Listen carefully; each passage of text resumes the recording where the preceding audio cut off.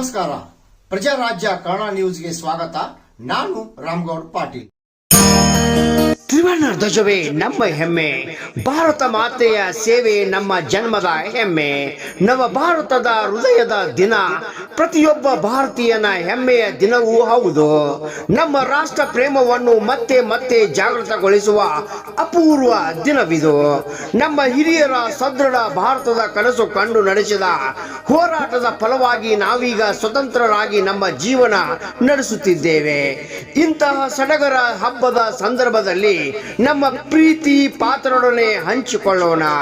ಅದೆಷ್ಟೋ ಮಹನೀಯರ ತ್ಯಾಗ ಬಲಿದಾನದ ಪ್ರತೀಕ ಈ ಸ್ವಾತಂತ್ರ್ಯೋತ್ಸವ. ರಕ್ತವನ್ನೇ ಬೆವರಂತೆ ಬಸಿದು ಬ್ರಿಟಿಷರ ಗುಂಡಿಗೆ ಎದೆಗೊಟ್ಟು ಹೋರಾಟದ ಇತಿಗೆ ಯುವ ವಯಸ್ಸಿನಲ್ಲಿ ನೇಣು ಕುಣಿಕೆಯಲ್ಲಿ ಜೀವ ಬಿಟ್ಟು ತಮ್ಮ ವೈಯಕ್ತಿಕ ಜೀವನವನ್ನ ಬದಿಗಿಟ್ಟು ಸಂಪೂರ್ಣ ದೇಶಕ್ಕೆ ಬದುಕು ಮುಡಿಪಾಗಿಟ್ಟ ಹೋರಾಟ ನಡೆಸಿದ ಅಸಂಖ್ಯಾತ ವೀರಾಗ್ರಹಿಣಿಗಳ ತ್ಯಾಗ ಹೋರಾಟದಿಂದ ಲಭಿಸಿದ ಸ್ವಾತಂತ್ರ್ಯದ ಸವಿಯನ್ನು ನಾವಿಂದು ಉಣ್ಣುತ್ತಿದ್ದೇವೆ.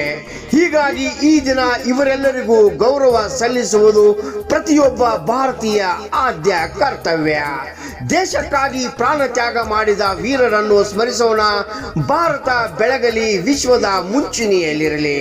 ನಮ್ಮ ಜೀವನದ ಕನಸಿನಲ್ಲಿ ದೇಶಭಕ್ತಿ ಜಾಗೃತವಾಗಿರಬೇಕು. ಸಮಸ್ತ ನಾಡಿನ ಸರ್ವರಿಗೂ ಸ್ವತಂತ್ರ ದಿನಾಚರಣೆಯ ಶುಭಾಶಯಗಳು.